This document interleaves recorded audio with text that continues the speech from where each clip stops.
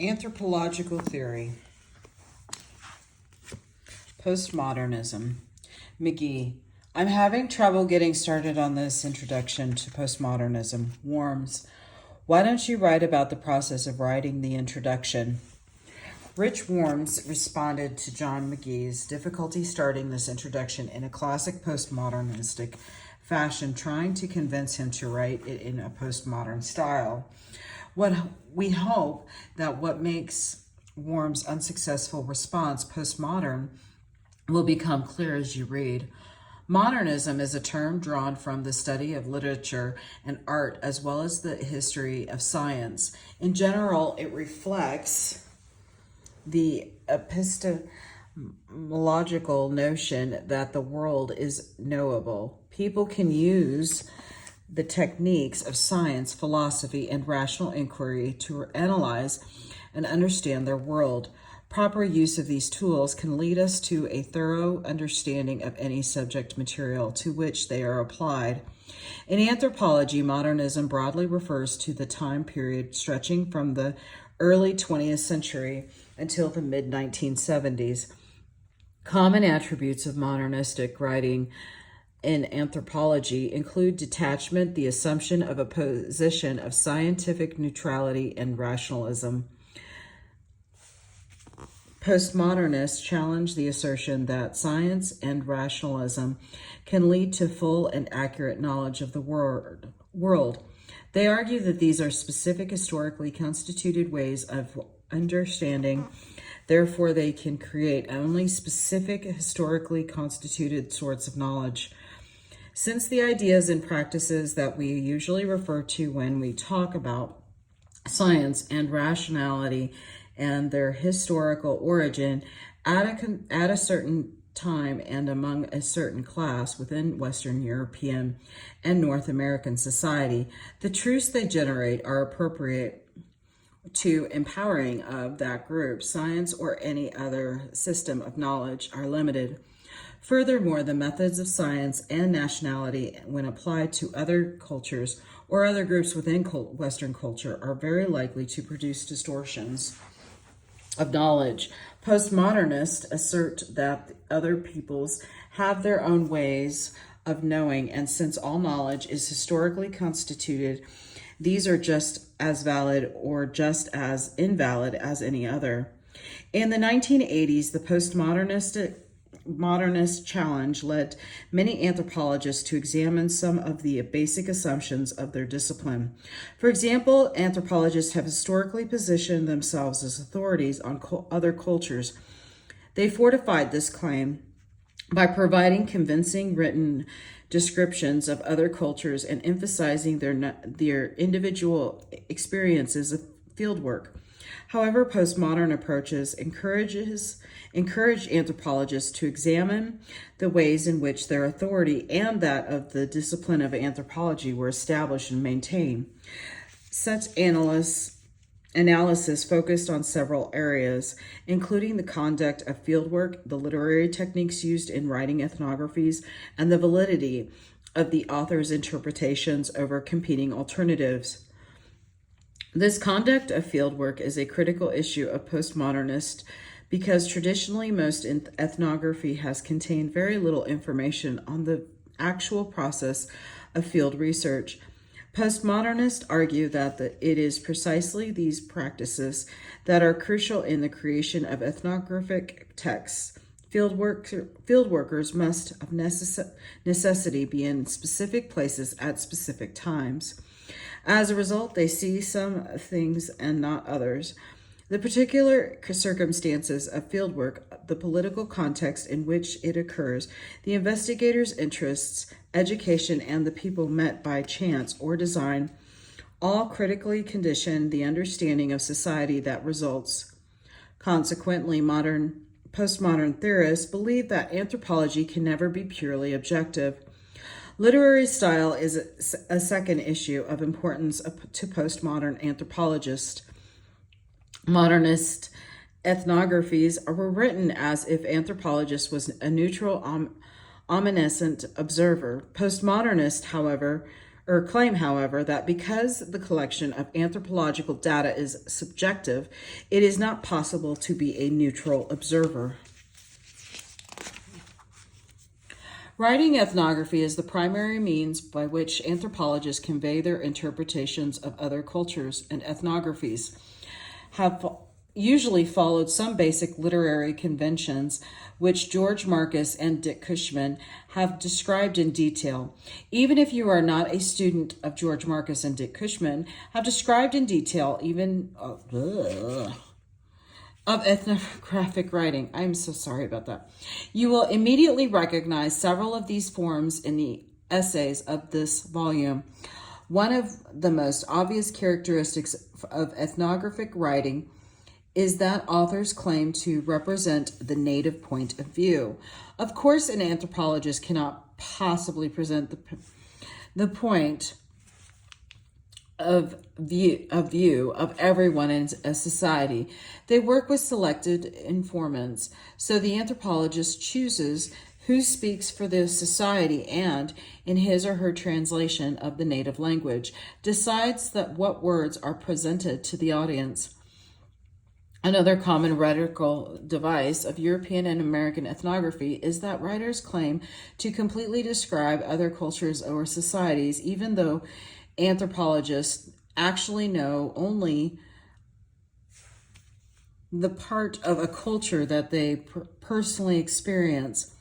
One of the techniques through which this is commonly accomplished is the use of the omniscient narrative, the authoritative third-person observer who replaces the fallible first person instead of writing a direct statement of what the anthropologist actually observed, such as, "I saw a student pour ketchup on his ice cream." Many ethnographies contain statements like, "Texas State students pour ketchup on their ice cream." Postmodern critics argue that the use of the omniscient narrator heightens the sense of scientific objectivity projected by the text and improperly severs the relationship between what the ethnographer knows and how they came to know it. One result of the postmodern critique of ethnography was the more revealing style in which some anthropologists began to write.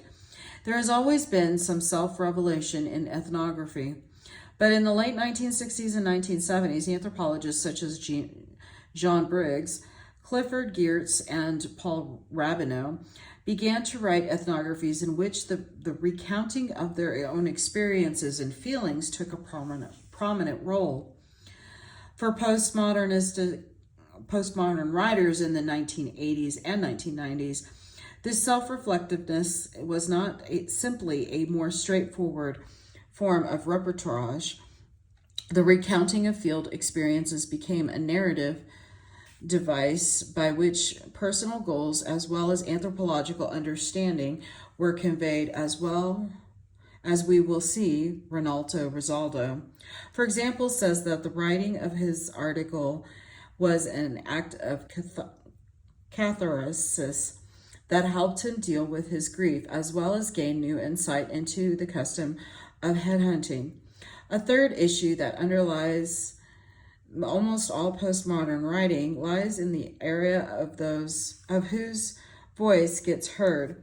Postmodernists maintain that a text is necessarily an author's interpretation if that author's work is taken as an authoritative account, then other voices and differing interpretations are dismissed.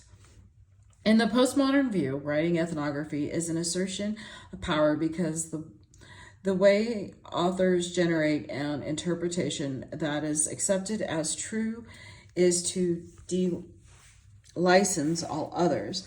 But can one person's interpretation be more valid than another's? Postmodernists maintain that it cannot. They insist that the acceptance of an interpretation is ultimately an issue of power and wealth. Historically, they say the interpretations voiced by white males in Western industrialized nations have delicensed and silenced all others. They ask why this view of events is the only acceptable interpretation and claim that deconstructing the work of this mainstream allows other opinions to be expressed. Postmodernists assert that in history, literature, and politics, the voices of women, minorities, and the poor have been suppressed. It is only through recognizing and combating epistemic violence, the subtle forms of oppression that legitimate and enforce the discourses of the wealthy and powerful, that the voices of the opposed can be heard. You may have heard about one example of this form of subtle violence in 2015.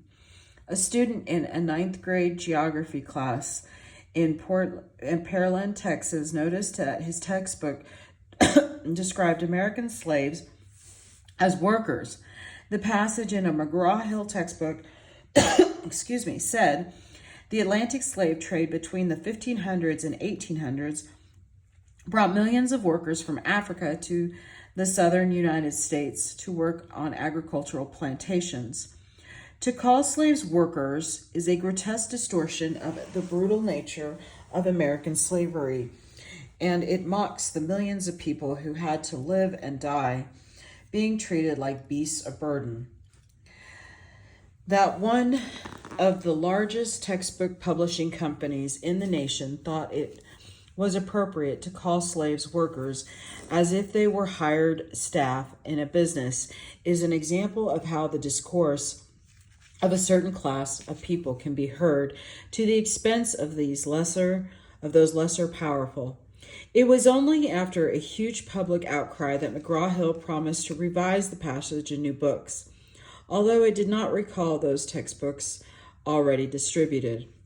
A final form of postmodern scholarship deals with textual analysis, and this in fact informs most other sorts of postmodern thinking. Postmodernists argue that data are of themselves mute. Data are just data. Anthropologists participate in the flow of events around them, interpret what they observe, and construct meaning from those observations through the process of writing. Because one must write according to certain literary conventions, tense, voice, and so on, the finished text is necessity, a literary construction of its author. Readers in turn impose their own interpretation on the author's text. In other words, the written word can never be adequate to represent reality.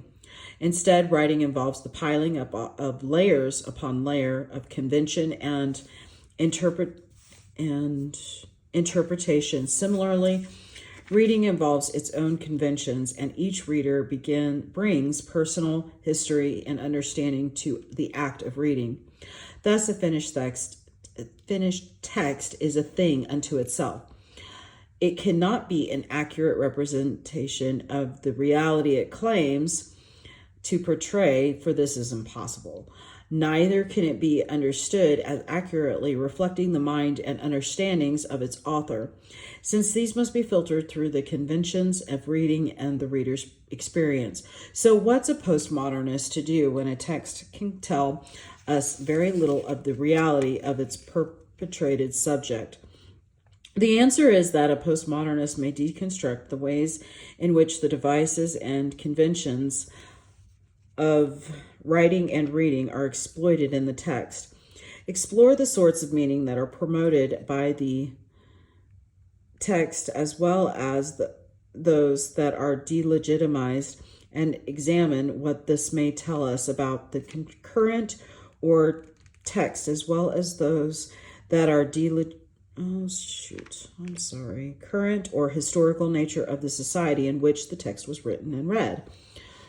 I am so sorry, guys. Furthermore, since any form of deconstruction and analysis is itself a literary process, all deconstruction is subject to further deconstruction.